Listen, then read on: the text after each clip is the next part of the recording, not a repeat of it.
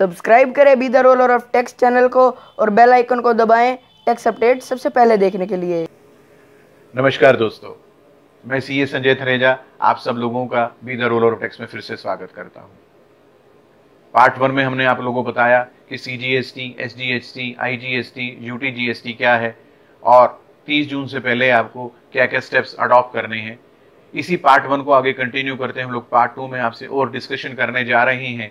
कि आपको अपने यहाँ अकाउंटिंग सिस्टम में क्या क्या चेंजेस करने हैं, क्या क्या पैरामीटर्स आपको अडॉप्ट करने हैं। तो आइए डिस्कशन शुरू करते हैं।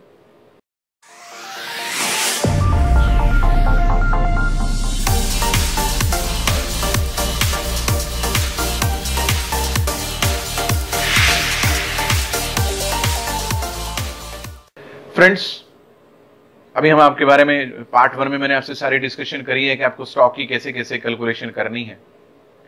यदि आप रजिस्टर्ड डीलर हैं या अनरजिस्टर्ड डीलर हैं और आप कोई अगर अपनी गुड्स या सर्विसेज क्रेडिट बेसिस पे दे रहे हैं और आपने किसी से पैसे लेने हैं, वो आपके सन्डे डेटर्स हैं, आपकी बैलेंस शीट में स्टैंड कर रहे हैं, तो आप उनसे उनकी स्टेटमेंट मंगवाइए 30 जून से पहले, 30 जून तक मंगवाइए और वहां पर आप सब कुछ टैली करें कि क्या अगर मैंने किसी व्यक्ति से माल बेचने पर कितना रुपया वापस लेना है तो क्या वो भी इतनी फिगर दिखा रहा है कि नहीं दिखा रहा। अगर मैंने किसी व्यक्ति को 1 लाख रुपए का माल बेचा है तो मेरी बुक्स ऑफ अकाउंट्स ये शो कर रही हैं कि वो क्रेडिट पर है, तो मैंने उससे संडे मेरा डेटर है और मैंने 1 लाख रुपए लेना है, तो क्या उसके बुक्स ऑफ अकाउंट्स भी इस बात को दर्शा रही हैं कि हाँ, हम उसके संडे क्रेडिटर्स हैं, उसने हमारा 1 लाख रुपया देना है। यदि आपकी स्टेटमेंट ऑफ अकाउंट्स में लाने के बाद आपका सब कुछ टैली होता है तो आप इसको कैरी फॉरवर्ड करिए। इफ सब डिफरेंसेस इज देयर, तो जो भी रीजंस और डिफरेंसेस आपके आ रहे हैं उसके अंदर डिफरेंसेस होने के, आप उनको सॉर्ट आउट करिए और 30 जून तक आपकी जो भी पेमेंटें बन रही हैं उसके हिसाब से आप जो भी मिसमैच है उन सबको आप एनालाइज करें, ताकि आप जब 1 जुलाई को जाएं तो आपकी बुक्स ऑफ अकाउंट सारी प्रॉपर ढंग से मैच होकर चले। इसके अलावा आप जिन गुड्स में डील कर रहे हैं या सर्विसेज में डील कर रहे हैं, आप उन गुड्स और सर्विसेज को HSN कोड और SAC means service accounting code के हिसाब से उसका बाइफिकेशन कर लें, क्योंकि आपको बिल्स के अंदर ये मेंशन करना है कि उस गुड्स जिसमें आप डील कर रहे हैं उसका HSN कोड क्या है या सर्विस अकाउंटिंग कोड क्या है। बेहतर ये रहा होगा कि आप सारी गुड्स को कंप्यूटर में डाल के उसे एक्सेल की एक शीट का प्रिंट आउट ले लें या अपने बिल के पीछे उसको प्रिंट आउट करवा लें, क्योंकि जब जब आप बिल काटेंगे तो आपको इन सारी गुड्स के बारे में अपने बिलों के अंदर उल्लेख करना पड़ेगा और इन्हीं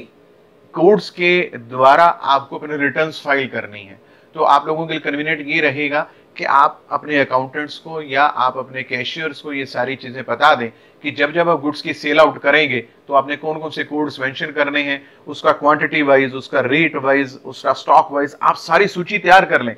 और इसके बेस पे आप इनपुट टैक्स की कैलकुलेशन कर लें कि कितना वैट मेरा अभी डिपार्टमेंट के पास जो पड़ा है वो मैंने लेना है या मेरा सैनविट क्रेडिट क्या बनता है। जब आप अपनी स्टॉक की एनालाइज कर रहे होंगे या कैलकुलेशन कर रहे होंगे, हो सकता है कि आपका 31 मार्च को जो आपने रिटर्न फाइल की हुई है उसके अंदर कोई चेंजेस आ गए हो, क्योंकि जब बुक्स ऑफ अकाउंट्स हम मिलाते हैं या रिकंसाइल करते हैं तो अक्सर ऐसा होता है कि चेंजेस आ जाते हैं और जब चेंजेस आ जाते हैं तो आपको अपने रिटर्न रिवाइज करनी होती है। अगर हम हरियाणा वैट की बात करते हैं तो विदिन 90 डेज आपको अपने रिटर्न रिवाइज करनी होती है और सर्विस टैक्स में भी रिटर्न रिवाइज करने का प्रोविजन है। तो सबसे पहले जब 31 मार्च को अपने बुक्स ऑफ अकाउंट्स का मिलान कर रहे हैं या 30 जून को कर रहे हैं तो सम चेंजेस आर देयर। अगर कोई अल्टरेशंस है, कोई एडिशन है, कोई डिलीशन है, तो उसके बेसिस पे आप ये प्लान करें क्या आपको अपनी सेल टैक्स की रिटर्न रिवाइज करनी है या सर्विस टैक्स की रिटर्न रिवाइज करनी है। तो जो भी आपको करना है आपको 30 जून से ये पहले सारी एक्टिविटीज करनी पड़ेंगी, ताकि जो भी चेंजेस आप कर रहे हैं वो 1 जुलाई को सब कुछ जो भी मिसमैच आ रहे हैं, जो भी अल्टरेशंस हो रही है, वो सब कुछ सॉर्ट आउट होकर 1 तारीख को आपके बुक्स ऑफ अकाउंट्स नए रूप में, नए ढंग से बिल्कुल परफेक्ट फिगर सामने आपकी बुक्स में कैरी फॉरवर्ड हो सके। इसके अलावा अगर आप ऑलरेडी रजिस्टर्ड हैं, वैट एक्ट में हैं, एक्साइज ड्यूटी में हैं, सर्विस टैक्स में हैं और आपने अभी तक अपना माइग्रेशन नहीं करवाया, तो आपको जैसे डिपार्टमेंट ने आज 25 जून से माइग्रेशन की प्रक्रिया को दोबारा से शुरू कर दिया है और आपको 30 जून तक अपनी जितने पुराने रजिस्टर्ड डीलर्स हैं आपको उसमें माइग्रेट होना है। माइग्रेट होने के लिए आपके पास पैन कार्ड होना चाहिए, आधार कार्ड होना चाहिए, आपकी कलर्ड फोटो होनी चाहिए, आपके पास अपने बैंक की स्टेटमेंट होनी चाहिए। इसके अलावा जो आपका रजिस्ट्रेशन सर्टिफिकेट है उसकी एक कॉपी होनी चाहिए। यदि आप किराए की शॉप में चला रहे हैं या फैक्ट्री रन कर रहे हैं किराए की किसी भी बिल्डिंग में, तो उसका रेंट एग्रीमेंट या लीज डीड होनी चाहिए। और यदि ओनरशिप आपके पास है तो आपके पास उसकी प्रॉपर्टी के पेपर होने चाहिए। इन सारे पेपर्स को स्कैन करके आप ऑलरेडी रजिस्टर्ड हैं तो आप माइग्रेट करिए बिफोर 30 जून, क्योंकि जैसे ही आप माइग्रेट होंगे आपको प्रोविजनल माइग्रेशन सर्टिफिकेट मिल जाएगा, AR नंबर मिल जाएगा, उसके बेस के ऊपर आप 1 जुलाई से बिजनेस एक्टिविटीज कर पाएंगे। यदि आपका कोई आप ऑलरेडी रजिस्टर्ड डीलर हैं और आपने कोई C फॉर्म के अगेंस्ट कोई माल बेचा हुआ H फॉर्म के अगेंस्ट है या F फॉर्म के अगेंस्ट है, तो आपको 30 जून तक जितने पुराने C फॉर्म्स हैं या H फॉर्म्स हैं या F फॉर्म्स हैं उन सबको कलेक्ट करके अपनी फाइल में लगाना है। क्यों? क्योंकि अगर आपने कोई गुड्स C फॉर्म पर बेची हुई है, 2% पर बेची हुई है, और at the time of assessment अगर वो C फॉर्म नहीं मैनेज होता या कुछ और प्रॉब्लम रह जाती है, तो आपने जो कैलकुलेशन आज इनपुट टैक्स की हुई है उसमें आपने जो आपकी CST की जो लायबिलिटी बनती है उसको सेट ऑफ करके आपने बैलेंस क्लेम मांगा हुआ है।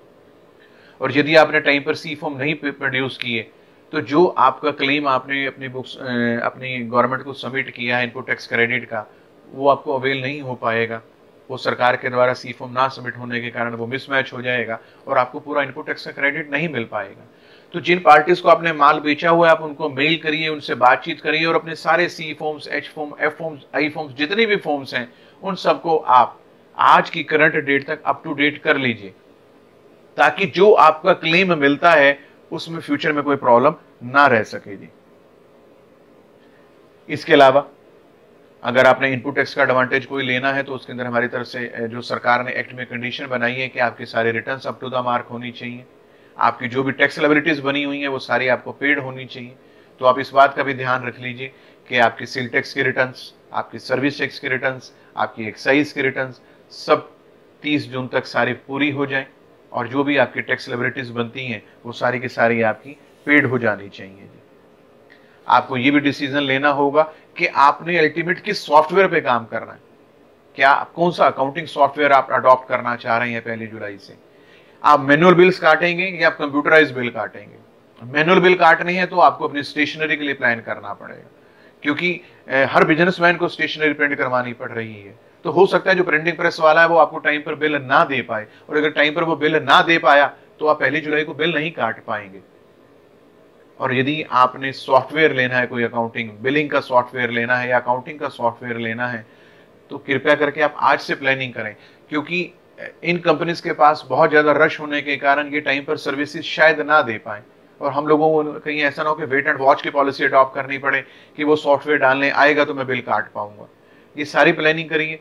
और जो भी सॉफ्टवेयर आपने डालने इस बात को आप ध्यान रखिए कि वो गवर्नमेंट के द्वारा अप्रूव्ड हो, उसमें सारी फैसिलिटीज हो। कहीं ऐसा ना हो कि आज हम लोग जल्दी में कोई सॉफ्टवेयर ले लें और रिटर्न फाइल करती दफा या हम लोगों के जब एनुअल अकाउंट्स पूरे हों तो वो एज पर लॉ पूरे वो फिगर्स ना दिखा पा रहा हो या उस रिटर्न्स के जब हम फाइल करने जा रहे हो तो कहीं ना कहीं रिटर्न अपलोडिंग के अंदर कोई प्रॉब्लम ना आ रही हो। जो भी सॉफ्टवेयर हम लोग लें, आज अगर हम लोग एक अच्छा सॉफ्टवेयर लेंगे, एक अच्छी इन्वेस्टमेंट करेंगे तो वो हमें ताउम्र भाई सब सुख देगा। लेकिन अगर हम लोग आज कोई सस्ता सॉफ्टवेयर ले लेंगे तो हो सकता है कि हम लोगों को हर महीने कोई ना कोई प्रॉब्लम आएगी और हमें सॉफ्टवेयर इंजीनियर को बुला बुला के उन चीजों को ठीक करना पड़ेगा। तो ये बेसिक डिसीजन आपको अपने बिजनेस के बारे में लेना पड़ेगा कि मैंने कैसे चलना है और कौन सा मेथड मैंने अडॉप्ट होकर करना है, ताकि जिससे मेरा बिजनेस बड़ा स्मूथ होकर चले। क्योंकि एक बारी की गलती, अगर हमारी एक रिटर्न लेट हो जाती है तो उसका पर डे का फाइन 100 रुपीज जा रहा है और 5,000 रुपये मैक्सिमम हो जाएगा। कहीं ऐसा ना हो कि हम लोग आज जल्दी में गलत सी कोई चीज का प्लानिंग कर लें और उसके बाद हमारी मंथली रिटर्न का फाइन बढ़ता जाए तो अल्टीमेट बात जाके वहीं पड़ेगी। तो थोड़ी सी प्लानिंग अपनी जरूर कर लें। आपके पास डेबिट कार्ड, क्रेडिट कार्ड, ये फैसिलिटीज अगर आपने अवेल करनी है वो भी आप कर लें, क्योंकि जीएसटी में प्रोविजन ये आ रहा है कि अगर आपने 10,000 रुपये से ज्यादा अगर कोई पेमेंट करनी है तो वो आपको नेट बैंकिंग के थ्रू, आपको डेबिट कार्ड के थ्रू, क्रेडिट कार्ड के थ्रू करनी है, और 10,000 से कम है तो चालान्स के थ्रू करनी है। आप अपने करंट अकाउंट्स के डेबिट और क्रेडिट कार्ड मैनेज करवा लीजिए, ताकि जब भी आप फ्यूचर में कोई पेमेंट करें तो आपको अपना व्यवसाय छोड़कर या अपने अकाउंटेंट को डायरेक्शन ना देनी पड़े कि जाइए बैंकों के लाइन में लगी और जाके चालान जमा करवाइए। अगर आपके पास आज डेबिट और क्रेडिट कार्ड होगा तो आप कहीं पे भी बैठ के किसी भी समय ऑनलाइन उसकी पेमेंट कर पाएंगे। इससे ना केवल आपका समय बचेगा, आपके अकाउंटेंट का समय बचेगा, बल्कि आपके एक्सपेंसेस भी कम हो पाएंगे। तो ये भी सारी आपको प्लानिंग करनी है कि मैं कैसे कौन सा मैंने बैंक में क्रेडिट कार्ड लेना है या डेबिट कार्ड लेना है या मैंने नेट बैंकिंग की फैसिलिटी लेनी है। तो ये सारी प्लानिंग आपको साथ के साथ में करके चलनी पड़ेगी। आपको साथ में ये भी देखना पड़ेगा, अगर आप अनरजिस्टर्ड डीलर हैं तो अभी तक अप्रैल, मई, जून 2017 तो इन 3 महीनों में आपकी सेल कितनी हो चुकी है, उसकी कैलकुलेशन भी आपको करवानी पड़ेगी। अगर वो आपकी सेल 20 लाख से कम है या ज्यादा है, अगर 20 लाख से कम है तो क्या आप रजिस्ट्रेशन आज करवाने जा रहे हैं या जब 20 लाख से ऊपर आपकी सेल हो जाएगी तो उसके बाद आप रजिस्ट्रेशन करवाएंगे। अगर मैं बात कर लेता हूँ 3 महीने की, और 3 महीने में मेरी अगर सेल 18 लाख रुपए की हो चुकी है तो जब वो 2 लाख से ज्यादा हो जाएगी तो आप जीएसटी के रजिस्ट्रेशन के लिए आप एलिजिबल हो जाएंगे। और हो सकता है कि आपकी 3 महीनों में ऑलरेडी 20 लाख से ज्यादा सेल हो गई हो। तो ये जो 3 महीने हैं हम लोगों को इनको काउंट करके एग्रीगेट टर्नओवर को काउंट करना है। तो यहाँ पे आपको ये भी प्लानिंग करनी पड़ेगी कि सबसे पहले आप आज तक अपने बुक्स ऑफ अकाउंट्स कंप्लीट करवा लीजिए कि मेरी किताबें आज तक की क्या पोजीशन बता रही हैं और मैं कहाँ खड़ा हूँ, जिसके बेस के ऊपर आप सारी प्लानिंग कर पाएंगे। और यदि आपकी 20 लाख से ऊपर सेल हो गई है तो आपको विदिन 30 डेज उस रजिस्ट्रेशन के लिए अप्लाई करना पड़ेगा, क्योंकि जैसे ही आप विदिन 30 डेज रजिस्ट्रेशन आप अप्लाई कर देंगे तो जो स्टॉक आपके पास बचा हुआ है उस पर जो टैक्स बनता है, आपको इनवॉइसेस प्रोड्यूस करने हैं, उसके आपको डिटेल्स देनी है। जो भी आप टैक्सेस उन बिलों के ऊपर देकर आए हुए हैं वो आपकी बुक्स ऑफ अकाउंट्स में कैरी फॉरवर्ड हो जाएंगे और सारा टैक्स का एडवांटेज आपको मिल जाएगा। आपको अपने अकाउंटेंट्स के साथ बैठ के ये सारी प्लानिंग करनी है। समय आपके पास बहुत कम बचा हुआ है, 4-5 दिन बचे हुए हैं, और आपको स्टॉक की कैलकुलेशन, उसको आइटम वाइज बाइफिकेट करना, उस पर इनपुट टैक्स की कैलकुलेशन करना, क्रेडिट और डेबिट कार्ड की एप्लीकेशन डालना, इसके अलावा आपको इनवॉइसेस के साथ मैच करना, और यदि आपने एक्साइज बिल आपके पास है तो उन बिलों के हिसाब से अपने स्टॉक को मैच करना कि मेरे पास जो एक्साइज के बिल अवेलेबल हैं उसके हिसाब से मेरे पास स्टॉक कितना निकल कर आ रहा है। और यदि आपके पास एक्साइज के बिल नहीं है और फिर भी आप सैन्वेट क्रेडिट लेना चाह रहे हैं तो मार्केट में गवर्नमेंट ऑफ इंडिया तरह तरह के फार्मूले इस चीज़ के लिए डाल रही है। हर चीज़ के लिए डिफरेंट इंडस्ट्री के लिए डिफरेंट फार्मूला निकल कर आ रहा है, जिसके ऊपर आप अपना सैन्वेट क्रेडिट की कैलकुलेशन करेंगे। तो डियर फ्रेंड्स, ये सारी कैलकुलेशन आप करते रहिए। समय हमारे पास कम बचा हुआ है। आज अगर हम लोग प्लानिंग करनी शुरू करेंगे तो हम 4-5 दिनों के अंदर सारी प्लानिंग को कन्वर्ट कर पाएंगे एक अच्छे रिजल्ट्स के अंदर। डियर फ्रेंड्स, आपको हमारा ये वीडियो कैसा लगा?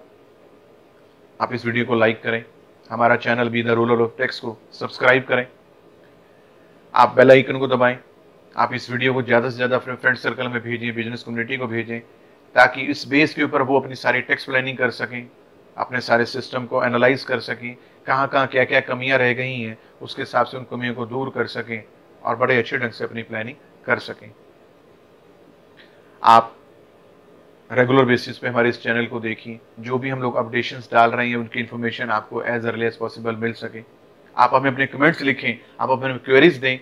जितना भी हम लोग क्वेरीज को समझ पा रहे हैं, जो भी आपके कमेंट्स आ रहे हैं हम उसको रिप्लाई देने की कोशिश रेगुलर बेसिस पे कर रहे हैं, ताकि जितनी भी हम लोग आपकी हेल्प कर सकें वो हमारे लिए एक ऑनर की बात होगी।